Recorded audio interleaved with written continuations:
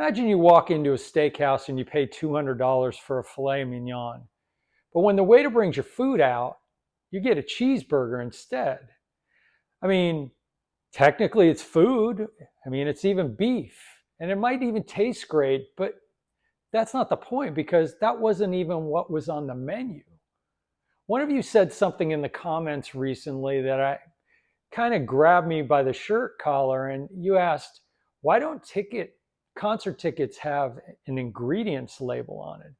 And I mean, on the surface, that sounds ridiculous, right? I mean, but now you're paying arena prices for a band that's maybe 50, 80, or even 100% artificial flavors. I mean, they don't have any original members, no original voice, just a brand name and a legal right to use the logo. So today, I'm going to talk to you about the rise of those successor bands, the official tributes, the unofficial tributes, and the legacy acts, which have quietly replaced the legends that we grew up on. Is this the death of rock and roll, or is this the only way to keep music alive, or that music alive, forever? Let's read that label. So let's start with the elephant in the room. I'm wearing a Foreigner t-shirt here, and that is the elephant in the room, Foreigner. So the touring version of Foreigner has no original members in it. None from that original lineup with Lou Gramm and Mick Jones. Now, Mick Jones is still the owner of the brand, but he's been sick for quite a while, battling Parkinson's disease, and he doesn't even make it to the stage anymore. When Foreigner was inducted to the Rock and Roll Hall of Fame back in 2024, he couldn't even attend that ceremony, and his daughter accepted the award for him. So here's where it gets interesting for us fans. If you buy a ticket to go see Foreigner, you're going to hear Cold as Ice, Jukebox Hero, Waiting for a Girl Like You, all those great songs, and they're played with surgical precision. And I'm going to say the thing that most people don't want to say. On any given night, Foreigner's current lead singer, Luis Maldonado, sounds more like Lou Gramm from 1981 than Lou Gramm does today. But the question is it really Foreigner? So some of you had your comments in the video I put out a few months ago called Aging Rock Legends. And your comments were kind of split right down the middle. Half of you said, I don't care who's up there as long as it sounds like the record. And then the other half of you called it high-priced karaoke. So both sides of the coin are right. And that's the real paradox here. It's even about to get weirder because as I'm filming this video, Foreigner is heading out on a co-headlining tour with Lynyrd Skynyrd. They're calling that tour the Double Trouble, Double Vision Tour. So you have two of the biggest names in classic rock sharing one stage. And between the two bands, the number of original members performing is 0. So hold that thought, because Skynyrd is where this stops being a debate about karaoke and starts being a question about the soul of a band. So there's an old thought experiment. If you own a ship and over the years you replace every single plank of wood one at a time until none of the original wood is left, is it still the same ship? Now, rock has been running that same experiment for 50 years, and Lynyrd Skynyrd is the purest version of it. So as we know, historically, 3 members of Skynyrd died in that 1977 plane crash, including frontman Ronnie Van Zant. But the band came back in 1987 with Ronnie's younger brother, Johnny, on vocals. So for decades, there was always a thread connecting the band to its origins. Usually, up until most recently, it was guitarist Gary Rossington. He was the last surviving founding member. But then in March 2023, Rossington passed away. And for the first time, there was no original plank left on that ship. And now here's the part that really matters, and I want you to focus on this. The band didn't just keep going for money. Before he died, Rossington asked them to keep going after he passed. He said the music was bigger than any one person. He said he didn't want the band to fade away and the music to be forgotten. And now Johnny Van Zant, he's told this story in interview after interview, and Rossington even mentored his replacement. He sat in on rehearsals and basically blessed the idea of Skynyrd outliving every man who built it. So which is it? Is it a cash grab, or is it a dying man's wish to keep the songs on the road? This is the question hiding behind every successor band. When the original singer can't hit those notes anymore, and the original drummer has been replaced by a session guy half his age, who are you actually paying to see? The people or the songs? So now we could talk about money, because this is where a lot of you get angry, and I don't blame you. So you picture two shows in your town in the same month. Show one is that legacy act. I mean, we could even use Journey as an example. All right. They've got the big logo. They're playing the big arenas and the sheds.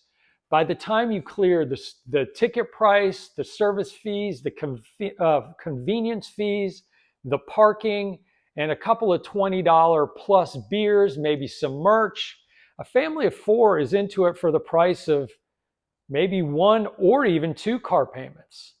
And then you have show number two. It's at the club down the street, maybe not far from where you live. The price to get in is about $20, $25. Same songs, same or similar backline gear. And sometimes, to be honest, it's a tighter performance, because the guys in that tribute band or cover band, they rehearse like their lives depend on it, since the only thing they're selling is the music. And really it's their fantasy, because most of them are working 9-to-5 jobs, and this is what they want to do.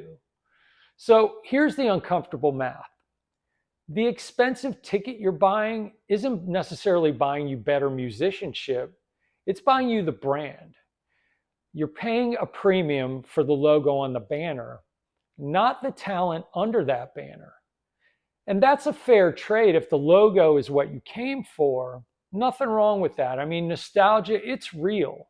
Standing in a crowd of thousands of people singing the same chorus to a big hit song is worth something, that tribute band in a small club can't give you.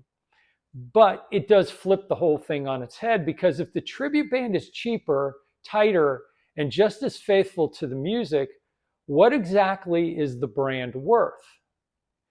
But let me show you now the band that breaks the whole argument open, and they're called the Musical Box. They are on paper a Genesis tribute band, but they're the only one in the world that Genesis and Peter Gabriel actually licensed. The real band handed them access to the original slideshow, the archive audio, the staging details, and helped them rebuild a Genesis show themselves that Genesis stopped performing 50 years ago and never even properly filmed themselves.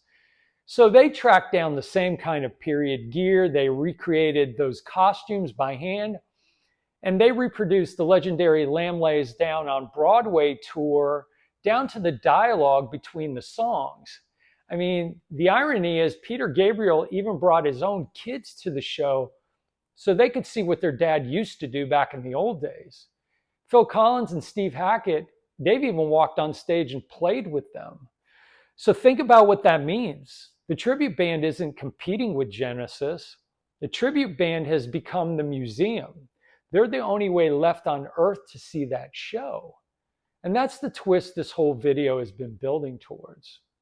We're entering an era where the tribute can be more authentic than the original. That successor can guard the legacy better than the people who can no longer perform it. So maybe the ingredients label isn't the problem. Maybe the problem is that we never asked for one. And now we have to decide every single time whether we're buying the brand or we're buying the song. So here's where I land. There's no villain in this story. I hate to go right down the middle, but I really believe it. There are the fans who want the logo and the spectacle, and there's the fans who just want the song played right. And there's a generation of musicians keeping this music alive on stages of every size, some with the brand name, some without it. And honestly, I take it on a case-by-case basis. And if I'm feeling up to it, I'll spend the money on the brand because of the experience I feel I can get from that event and those musicians. But other times I'll pay the $20 to see the tribute band instead. So like I said, there's really no villain in this story. The only real betrayal is going into it blind. So read the label before you buy.